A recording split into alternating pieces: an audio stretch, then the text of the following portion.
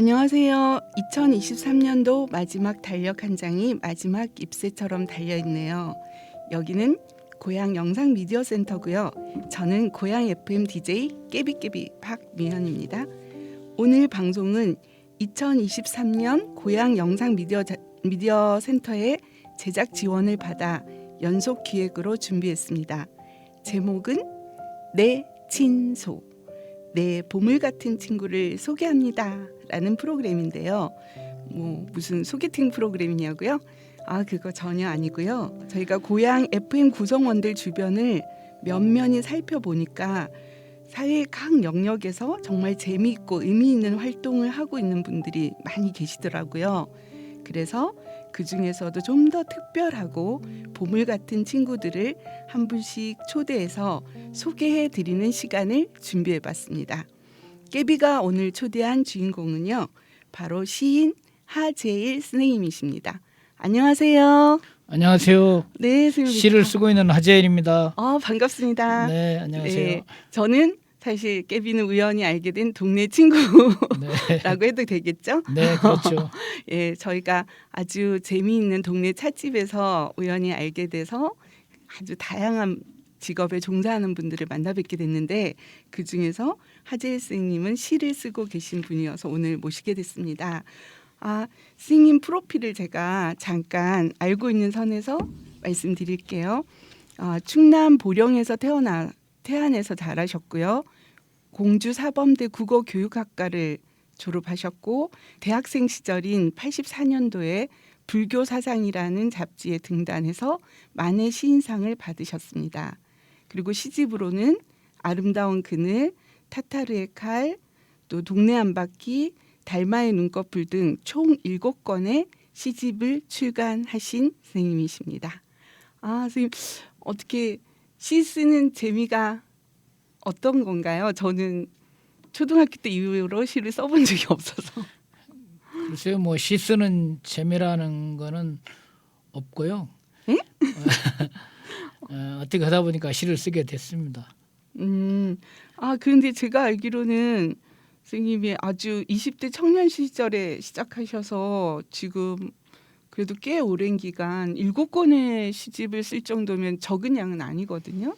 7권의 시집을 쓰긴 썼는데요. 아직 네. 제가 정말 쓰고 싶은 시는 아직 못 쓴 것 같아요. 선생님 대표시가 아직 안 나왔다는 얘기신가요? 네, 그렇죠. 아직도 꿈을 꾸고 있는 시인입니다. 와, 저는 그 동네 한 바퀴와 달마의 눈꺼풀을 아주 인상 깊게 읽었는데요. 그 중에서 정말 마음에 드는 시가 너무 많아서 진짜 고르기가 힘들었는데, 선생님 그래도 작가로서 직접 내가 이거는 내가 좀 낭독해주고 싶다라고 하는 시가 있으면 한 편 읽어주세요. 여러 시편들 중에서 비교적 짧은 시를 한 편 골라봤습니다. 동네 한 바퀴라는 시집에 실려 있는 시인데요. 예. 불량과일이라는 시거든요. 한번 낭송을 해보겠습니다. 불량과일. 눈에 보이지 않는 자신의 몸속 깊이 여름 내 열매는 방 하나씩 들이고 산다. 고백할까 말까 망설이며 설리고 간다. 풀밭에 떨어져 쉽게 뒹구는 것들 때문에 한 생애가 온통 철없는 사랑인 줄 안다. 언제부터 내 안에 벌레 한 마리가 들어와 이렇게 신맛도 나고 단맛도 나게 된 것일까? 익기 전에 떨어져 멍이 든 불량한 과일들. 감추어둔 쓸쓸한 상처 한 줌은 대체 뭐람? 내 몸에 든 까만 눈썹의 애벌레 한 마리. 누가 그래 속절없이 끝난다고. 이 시는 제가 네. 이게 과일을 먹다 보면은 예. 그 과일나무 밑에 가보면은 벌레 먹은 과일은 일찍 떨어지잖아요. 네, 그렇죠. 비바람에 견디고 오래 햇볕에 견디고 이렇게 해야만 가을에 수확을 할 수 있는데, 되게 좀 성급한 과일들, 불량한 과일들은 일찍 떨어지게 되는데, 그 과일나무 밑에 일찍 떨어져 있는 살구라든가 자두라든가 사과라든가 이런 과일나무를 우연히 보게 돼 갖고 쓴 건데, 이것을 사람의 어떤 사랑하는 마음과 같이 등가적으로 이렇게 의미를 둬가지고 한번 써본 건데 글쎄요 저는 잘 모르겠네요. 와, 저희는 그냥 과일을 보면 아 성한 걸 고르고 병든 건 버리고 이런 단순한 생각을 하는데 역시 시인의 눈으로 보는 그 관찰의 힘은 이렇게 예술로 승화가 되는 것 같습니다. 저는 선생님 동네 한 바퀴 시 중에서 동네 한 바퀴도 너무 좋았고요. 아주 더 짧고 제일 짧은 시 중에 하나가 딱 가슴에 이렇게 모처럼 들어왔는데요. 외투라는 시예요. 제가 한번 읽어보겠습니다. 외투 하재일 누구나 살면서 가슴에 대못 하나쯤 받고 살게 마련이다. 그걸 숨기기 위해 사람들은 녹이 쓴 못 위에 자신의 화려한 외투 한 벌을 걸어둔다. 저 이게 짧지만 굉장히 이렇게 마음의 공명이 딱 일어나는 시였거든요. 네, 이 외투라는 시를 쓰게 된 것은 선배분과 그 노인분과 얘기를 하게 됐는데요. 네. 그분이 말 끝에 사람마다 다 대못 하나씩은 박혀있다고 가슴에. 그래 누구나 다 겉으로는 행복해 보이고 화려해 보여도 그 사람마다 다 고민이 있고 어떤 괴로움이 있고 다 우환이 있는 거다 이런 말씀을 하시면서 사람은 누구나 다 대못 하나쯤 가슴에 받고 있는 거예요. 그래서 제가 잽싸게 낯고챘습니다. 우스갯소리로 그런 말을 하잖아요. 네. 시는 훔치는 것이라고. 그런 말 있어요. 옛 사람들이 네. 시는 훔치는 것이라고 그러는데 네. 그런 좋은 어떤 그 삶의 지혜가 담겨 있는 말을 보면은 시인은 번뜩 그때 영감이 떠오릅니다. 제가 다음 질문을 하려고 했었는데요. 진짜 시적 영감이 어느 순간에 떠오르는가 여쭤보고 싶었는데 이렇게 주변 사람이 무심코 던지는 말, 지나가다가 그렇죠. 보는 네. 그냥 썩은 과일 네. 그런 걸 볼 때 선생님이 딱 시를 써야겠다 이렇게 네. 떠오르는 거예요. 그래서 사실은 시의 어떤 소재라는 건 재료라는 것은 우리 주변에 널려 있어요. 대부분 그 글을 쓰려면은 어떤 우리와 멀리 떨어져 있는 그런 곳에 있는 것 같은데 그렇죠. 그렇지 뭔가 않고요. 내 주변에 그런 말 하잖아요. 우선 내 주변에는 손에 잡히는 것, 가까이 있는 것부터 비근한 것, 하찮은 것, 일상 속에 있는 것이 다 시의 소재가 될 수 있죠. 예. 지금 그래서 그런가 선생님 이게 좀 붙이기 명구하지만 동네 시인이라는 별명이 있는데 혹시 그런 애칭에 대해서는 뭐 좀 소박한데? 라든가 받아들이는 느낌이 어떠신지. 제가 그 동네를 산책하는 걸 좋아하니까요. 예. 오전에 동네를 한 바퀴 돌고 예. 또 오후에도 동네를 한 바퀴 돌고 네. 하루에 두 번씩 하루 일상의 루틴이 그러신가요? 그렇죠. 예. 예, 그래서 거리 구경이라든가 골목 예. 구경이라든가 예. 이런 사람들은 어떻게 살아가고 있나 오늘 동네 카페나 또는 동네 식당은 장사는 잘 되는가 그리고 제가 또 취미가 장 구경하는 걸 좋아해가지고 네. 고향 일산장이 예. 38장이잖아요. 예. 3일 날 8일. 맞아요. 저도 그래서 3일하고 8일 날은 꼭 제가 일산장에도 꼭 한 바퀴 돌거든요.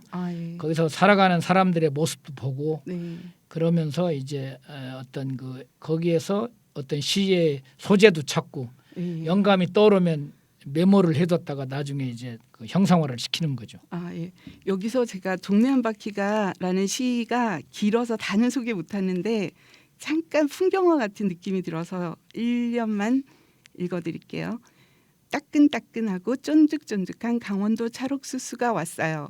맛있는 술빵이 왔어요. 동네 한 바퀴. 부지런히 도는 트럭 한 대.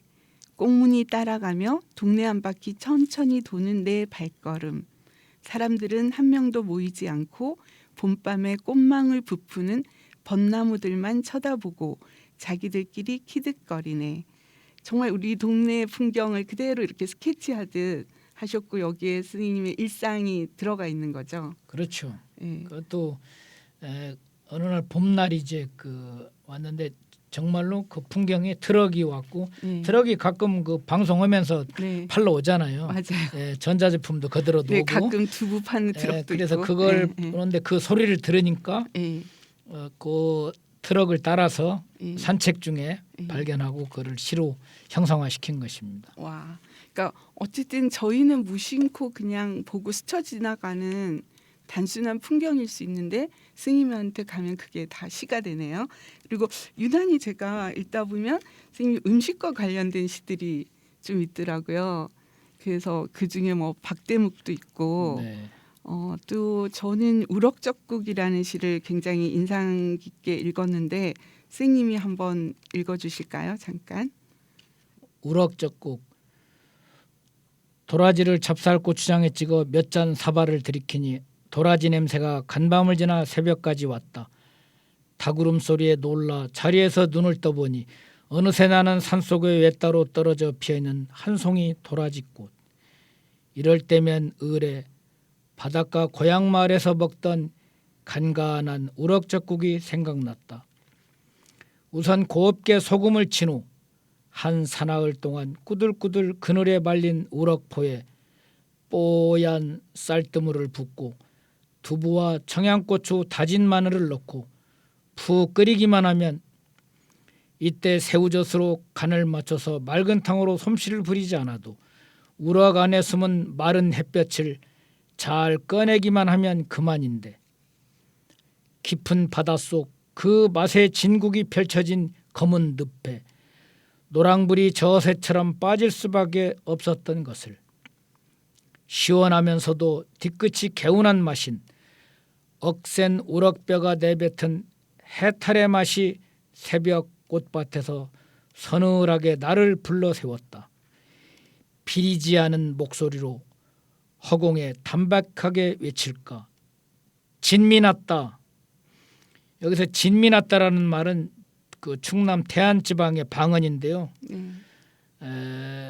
서해 바닷가에서 동네 사람들과 그 잡은 물고기를 나눠 먹을 때 그때 우럭이 많이 잡히면은 네. 어떻게 외쳐요? 진미 났다. 진미 났다 이렇게 하는 거예요. 꽃이 났다.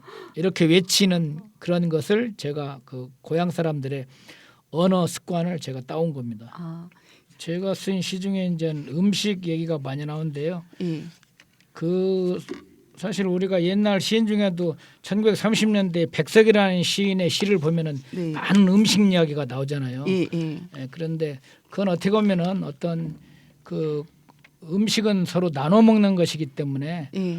공동체 어떤 그 해체된 공동체에 대한 어떤 그림이랄까 그런 것들이 거기 관계가 있는 거예요. 사실은 음식은 혼자 먹는 것이 아니라 서로 나눠 먹는 그런 거기 때문에 이웃에 대한 정이라든가 이런 거를 반영하고 있는 거죠. 예. 선생님 그 안면도에서 성장하셔서 그런지 이 음식 중에서도 바닷내음이 가득한 그런 느낌이 시에서 막 우러나거든요. 제가 우럭젓국을 잘 먹어본 적이 없는데도 마치 저도 먹어본 듯한 그런 기분이 듭니다. 이 시를 듣다 음식이라는 보니까. 건 이제 추억이고 기억이잖아요. 예. 여기 보면은 그 이제 어떤 시의 기법 중에 은유법과 환유법이 있는데 네. 어떤 환유적인 거죠. 어떤 단어가 그 언어가 딱 떠오르면은 단어가 떠오르면은 거기서 연상되는 어떤 것이 있잖아요. 계속 이어지는. 그래서 그 어떤 환유적인 그런 게 제 시에 보면 어떤 환유적 기법이 좀 많이 쓰였죠. 아, 예. 예. 저희 어느 날 고등학교 국어 시간으로 돌아간 것 같은데요. 실은 선생님께서 진짜 오랜 시 동안 그 고등학교 교단에서 국어 선생님을 하셨다고 들었고요. 네. 그 선생님 그 처음 내가 시인이 돼야겠다 이런 생각이 든 게 언제쯤이신가요? 원래 글 쓰는 건 원래 초등학교 때부터 좋아했고요. 예. 쭉 가다가 이제 좀 간간히 학교에서 옛날에는 그렇잖아요. 백일장이라든지 그쵸. 학교 무슨 예. 교내 무슨 그 상 기념 주고. 기념 글짓기대 이런 데 나가서 예, 상 좀 예. 받고 이러다가 네. 이제 대학교에 이제 국어 교육과를 가게 되니까 예. 그때 본격적으로 시 공부를. 시 공부를 해가지고 시를 쓰기 시작했습니다. 아, 그래서 본격적으로 시 습작을 하게 된 것은 네. 대학교 한 2학년 때 정도부터 되는 것 같습니다. 예. 그 전에 저는 뭐 낙서 수준이었고요. 한 2학년 때부터는 본격적으로 시인이 좀 돼야 되겠다라는 생각을 갖고 공부를 했고 마침 학교 다니는 때에 그 사범대학 은사님이 유명한 시인이신데 예. 그분의 좀 지도를 받고 시를 쓰기 시작했습니다. 그 20대에 등단하셨으니까 굉장히 조기 등단 일찍 시작하신 건데 그 동안은 또 교사 생활하는 동안 진짜 고3 담임을 굉장히 오래 하셨다고 네. 들었거든요. 등단은 이제 대학교 4학년 때 우연히 예. 투고한 것이 당선되는 바람에 예. 일찍 나왔는데 그것이 계속 연결이 되지 않았고요. 예. 나중에는 이제 발령을 받게 되니까 이제 인문계 고등학교에서 예. 진학지도 선생님을 오래 했죠. 몇 시부터 몇 시까지 근무하셨어요? 아침 7시까지 출근해서 광명에 있을 때는 밤 10시 40분에 종료했고요. 예. 일산으로 와서는 이제 백신고등학교, 중산고등학교, 화정고등학교. 예. 제가 백신고등학교에 7년 있었고 예.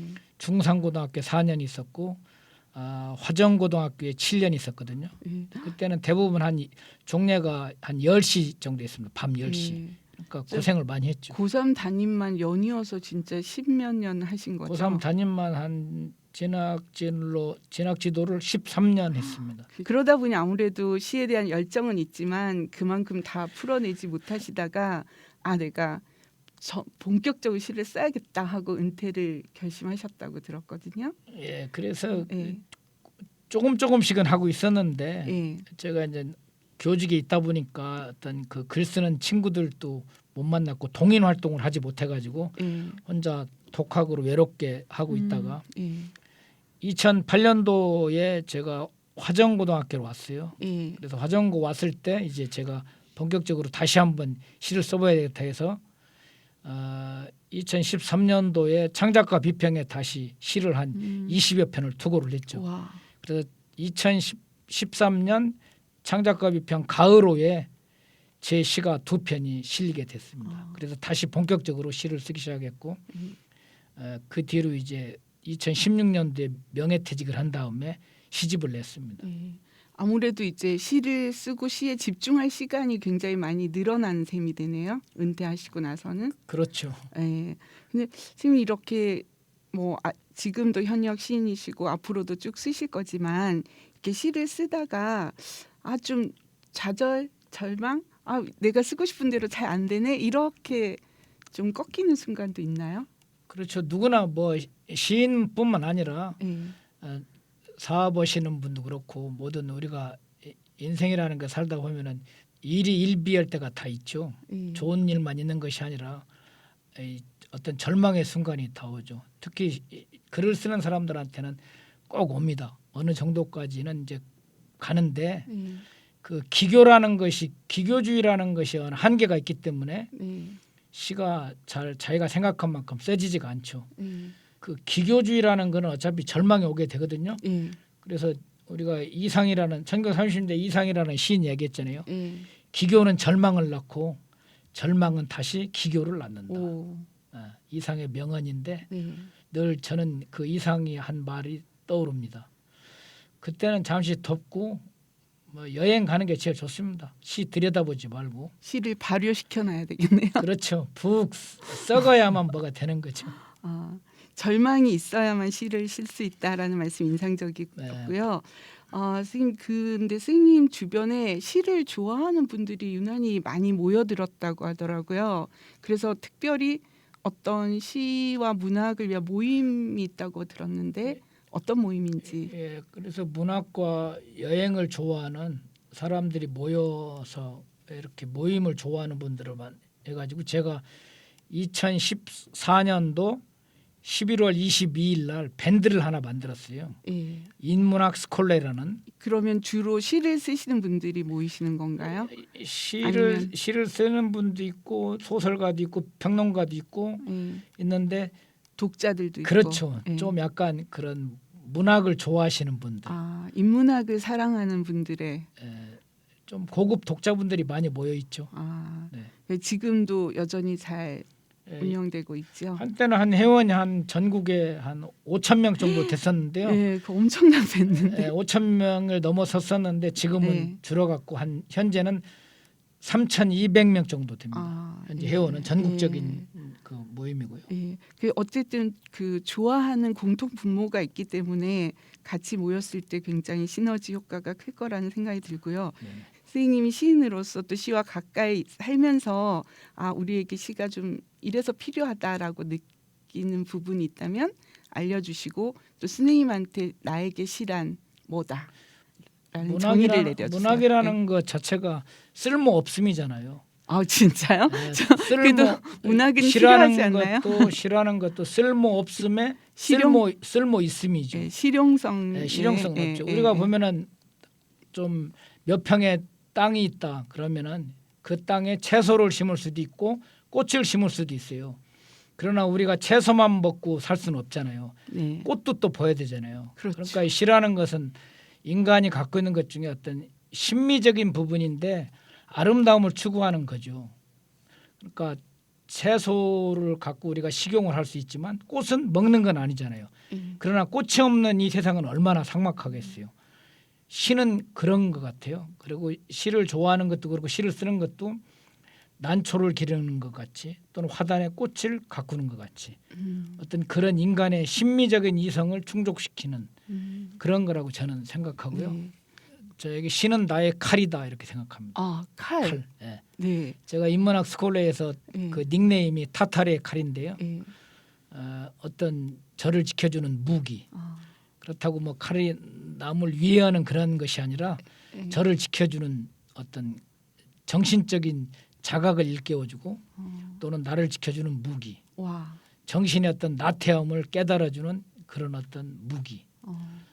예, 멋있습니다. 그런 거라고 생각합니다. 시는 아. 나의 칼이다.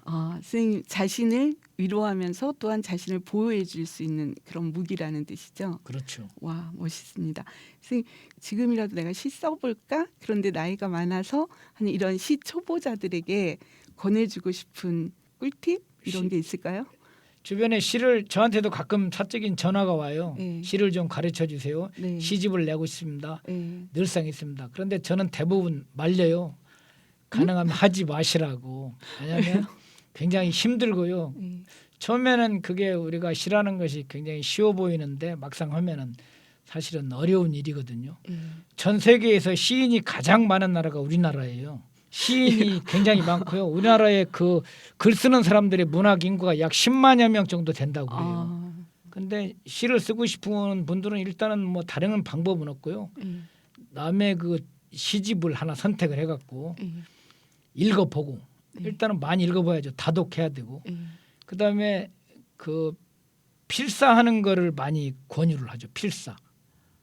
자기가 좋아하는 시인이 예, 있으면 베껴 써보는 거. 내가 뭐 만해 시인을 좋아한다 아니면 김소월 시를 좋아한다 그러면은 예, 처음부터 끝까지 다 베끼는 거죠. 필사. 네.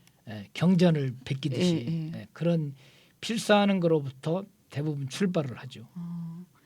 특히 자기가 좋아하는 시인의 시집이면 더 좋겠네요. 그렇죠. 요즘 현대 시인 중에서도 좋은 시인들 많이 있잖아요.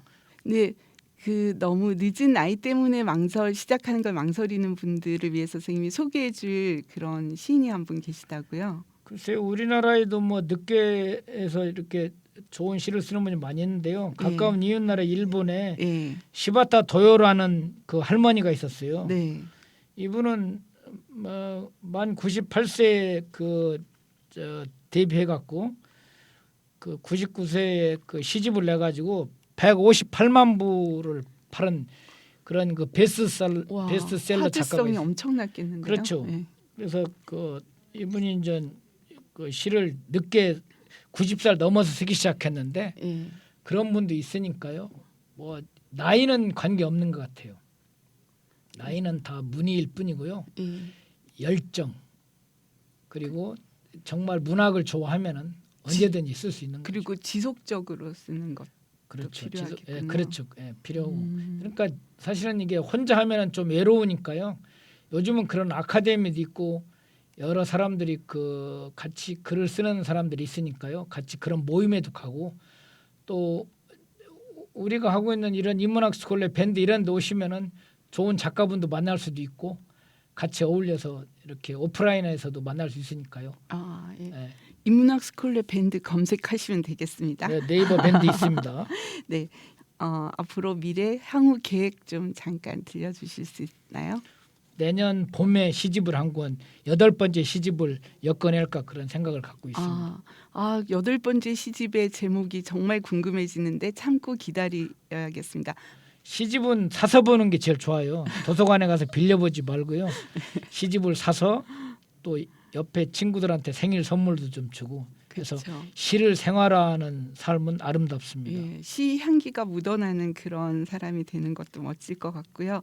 지금 오늘 바쁘신데 나와주셔서 감사하고 실은 스님 모시고 그 시에 관해서는 뭐 1시간, 2시간 특강을 들어도 부족할 판인데 오늘 짧은 시간에 그 좋은 시들을 다 소개 못 해드리는 게 너무 아쉬울 따름입니다. 나와주셔서 감사합니다. 네, 고맙습니다. 네. 하재일 선생님의 시에서는 늘 구수하기도 하고 고소하기도 한 것 같은 고향의 맛이 난다고 느껴지더라고요. 먹어본 기억이 가물가물하지만 그 향만 맡아도 생을 관통하는 유년의 추억 속으로 타임슬립 당하는 기분이라고 할까요? 사회적 메시지를 거창하게 담지 않아도 따스하게 영혼을 적시는 시 한 편. 가을에서 겨울로 넘어가는 이 계절에 품어보시면 어떨까요? 오늘 방송은 고향 영상미디어센터의 지원을 받아 고향 FM에서 시인 하재일 선생님과 함께했습니다. 평안한 나날들 보내시고요. 깨비깨비는 다른 날 다시 찾아뵐게요. 안녕.